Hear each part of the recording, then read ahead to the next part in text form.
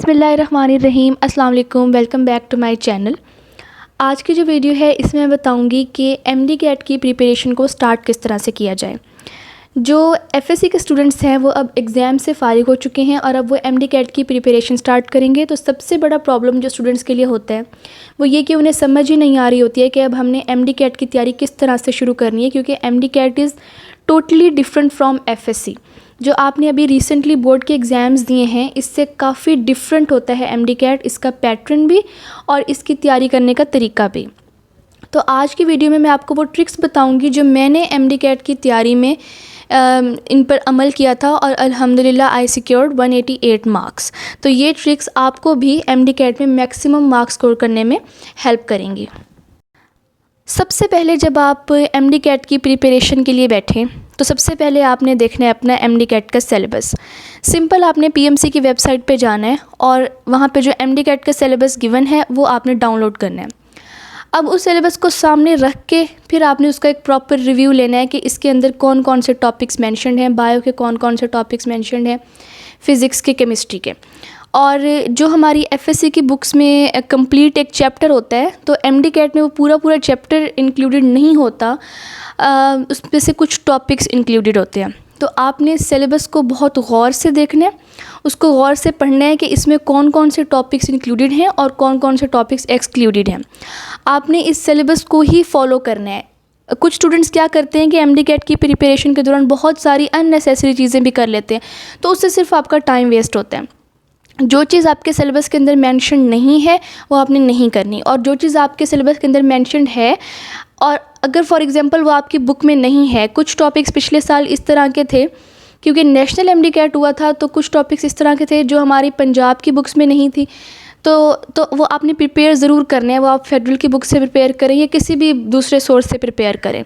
तो जो topics syllabus के अंदर मेंशन हैं वो आपने ज़रूर करने हैं, उनको आपने स्किप नहीं करना। और जो टॉपिक सिलेबस के अंदर मेंशन नहीं है इसका मतलब वो पेपर में नहीं आएंगे, उनके बारे में आपने परेशान नहीं होना। और जो टॉपिक्स मेंशन हैं बट आपके बोर्ड की बुक्स में नहीं है, फॉर एग्जांपल आप सिंध बोर्ड से हैं, बलूचिस्तान से हैं, जिस बोर्ड से भी हैं, पंजाब बोर्ड से, आपकी बुक के अंदर मेंशन नहीं है बट सिलेबस के अंदर इंक्लूडेड है, तो ये आपकी ज़िम्मेदारी है कि आपने उस टॉपिक को किसी भी और बुक से ढूंढ के लेकिन उसको प्रिपेयर ज़रूर करना है। अच्छा, तो अब आप लोगों ने जब सिलेबस देख लिया तो अब आपने अपने सिलेबस को जितने दिन आपके पास बच्चे हैं एमडी कैट में उसके अकॉर्डिंग डिवाइड कर लेना है कि इतने टॉपिक्स आपने डेली करने हैं, तो फिर आपका जाके सिलेबस कवर होगा और आपके पास रिवीजन का टाइम भी होगा।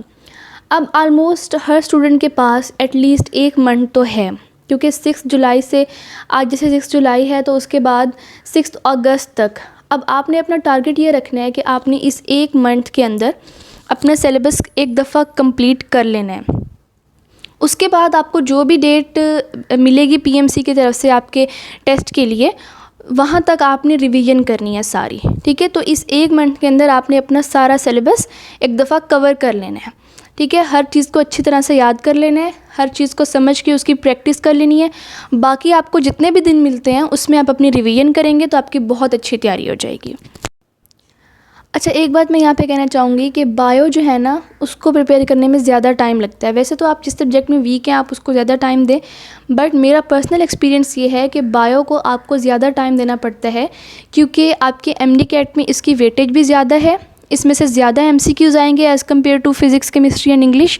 और इसके अलावा इसका सिलेबस बहुत ज़्यादा होता है, लेंथी सब्जेक्ट है और ये भूलता भी है। उसकी रीज़न ये है कि बायो में आपकी बुक की लाइन्स ज़्यादातर आती हैं पेपर के अंदर, तो बुक की लाइंस को याद रखने के लिए आपको बुक को बार बार रीड करना पड़ता है एक टॉपिक को। तो बायो के लिए आपको मैक्सिमम रिवीजन की ज़रूरत है, तो इसलिए आपको बायो को ज़्यादा टाइम देना होगा। और जब मैं एमडी कैट की प्रिपरेशन कर रही थी तो मैं सबसे पहले बायो को पढ़ती थी, देन केमिस्ट्री, उसके बाद फ़िज़िक्स और सबसे एंड में जो टाइम बचता था वो इंग्लिश को। तो मेरा तो इस तरह से टाइम टेबल था। बाकी आप अपने हिसाब से देख लें, आप जिस सब्जेक्ट में वीक हैं उसको ज़्यादा टाइम दें, बट बायो के लिए आपको स्पेशली ज़्यादा आपको इसको टाइम देना पड़ेगा। अच्छा, एमडी कैट की प्रिपरेशन के दौरान मोस्टली स्टूडेंट्स ये भी करते हैं कि वो प्रैक्टिस नहीं करते, बस सिर्फ प्रिपेयर करते हैं एक टॉपिक को, बुक से प्रिपेयर कर लिया, नोट से प्रिपेयर कर लिया, प्रेप बुक से प्रिपेयर कर लिया, लेकिन उसको प्रैक्टिस नहीं करते, अपने आप को असेस नहीं करते कि उनको ये टॉपिक कितना तैयार हुआ है कितना नहीं, और एकेडमी के टेस्ट्स भी मिस कर देते हैं और इस तरह से। तो आपने प्रैक्टिस डेली करनी है, जो भी आप टॉपिक प्रिपेयर करें आपने उसकी प्रैक्टिस करनी है, वरना आप यूँ समझे कि वो टॉपिक आपका प्रिपेयर हुआ ही नहीं है अगर आपने प्रैक्टिस ही नहीं की है। आपको कैसे पता चलेगा कि आपको इस टॉपिक में से कितना आता है कितना नहीं, आपने इस टॉपिक को कितना प्रिपेयर किया। तो जब भी आप कोई टॉपिक प्रिपेयर करें किसी भी सब्जेक्ट का, उसके आपने डिफरेंट एकेडमीज़, जिस भी एकेडमी में आप जाते हैं आपने उनकी प्रैक्टिस बुक्स ख़रीद ली होंगी, तो आप वहाँ से आप प्रैक्टिस करें। और जितनी भी प्रैक्टिस बुक्स हैं उसमें हर टॉपिक से रिलेटेड 100 to 200 MCQs होते हैं, तो आपकी बहुत अच्छी प्रैक्टिस हो जाती है। तो ये अपना आपने मामूल बनाना है कि प्रैक्टिस आपने डेली करनी है। अच्छा, रिवीजन जो है ना वो मोस्ट इम्पॉर्टेंट पॉइंट है, क्योंकि अगर आप अपना पिछले टॉपिक रिवाइज़ नहीं करेंगे ना तो आपको आगे वाला टॉपिक प्रिपेयर करने का कोई फ़ायदा नहीं होगा। कि जब आप पीछे से सारा भूलते जा रहे हैं तो फिर इसका मतलब है कि आपकी कोई प्रिपरेशन हो ही नहीं रही। तो आपने नेक्स्ट टॉपिक भी प्रिपेयर करना है और पिछले टॉपिक की रिवीजन के लिए भी आपको 15 to 20 मिनट्स ज़रूर निकालने हैं डेली।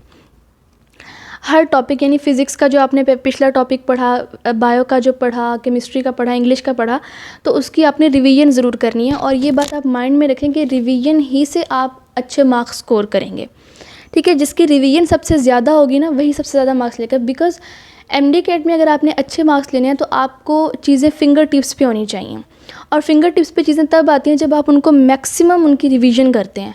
तो आपको रिवीजन के लिए ज़रूर टाइम निकालना है डेली। और रिवीजन के लिए कोई आपको प्रॉपर टाइम निकालने की ज़रूरत नहीं है, आप किसी भी टाइम रिवाइज़ कर सकते हैं, चलते फिरते आप अपने माइंड में रिवाइज़ करते रहें।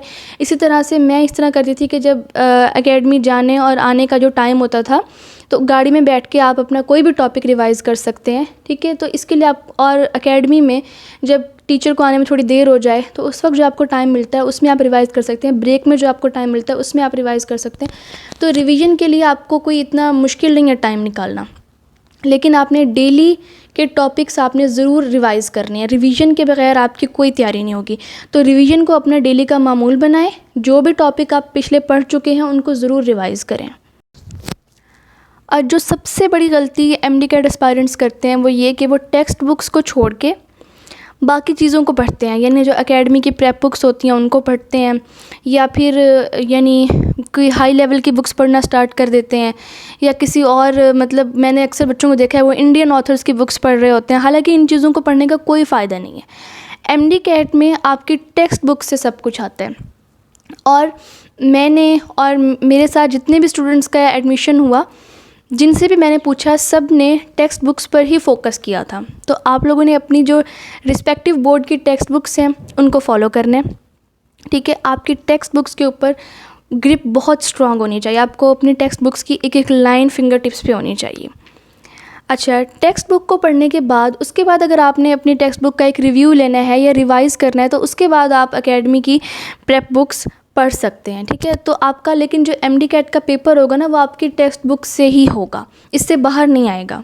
अगर इससे बाहर कोई क्वेश्चंस आएंगे या आपके लेवल से हाई कोई क्वेश्चंस आएंगे तो बाद में जो पोस्ट एग्ज़ाम एनालिसिस होता है उसमें उन MCQs को निकाल के आपको उसके ग्रेस मार्क्स दे दिए जाते हैं।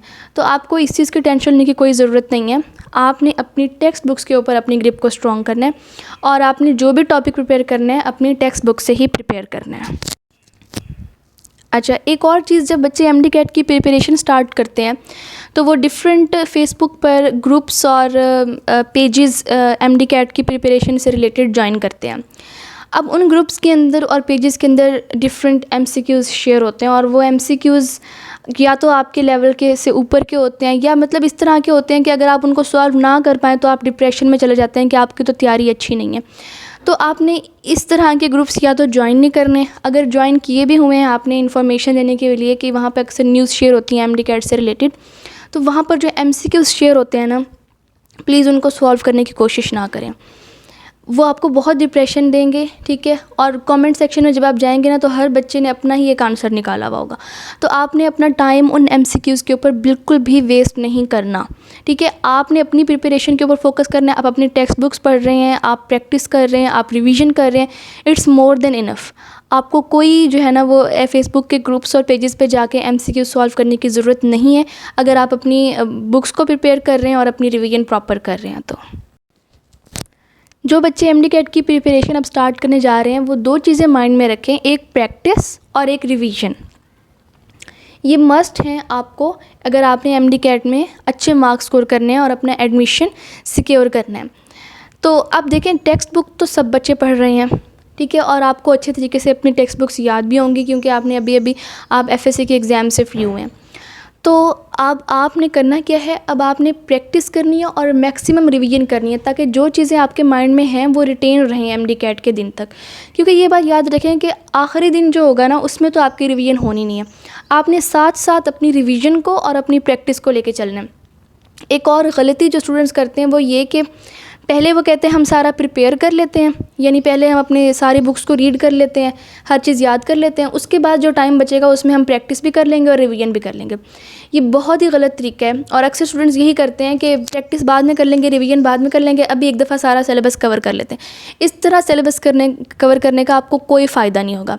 आपने अपने सिलेबस को भी कवर करना है, आपने अपनी रिवीजन और अपनी प्रैक्टिस इसको भी साथ साथ लेके चलना है, अगर आपने अच्छे मार्क्स स्कोर करने हैं तो यही टिप्स थी आपको कि आप अब MD-CAT की प्रिपरेशन स्टार्ट करने जा रहे हैं, तो आपने किस तरह से MD-CAT की प्रिपरेशन स्टार्ट करनी है। अगर आपको ये टिप्स और ट्रिक्स पसंद आई हैं तो आप इस वीडियो को अपने दूसरे क्लास फेलोज़ के साथ भी शेयर करें, जितने भी MD-CAT एस्पायरेंट्स हैं उनके साथ शेयर करें। आपका MD-CAT से रिलेटेड कोई भी क्वेश्चन है तो आप कमेंट्स में ज़रूर पूछें। Thank you. अल्लाह हाफ़िज़।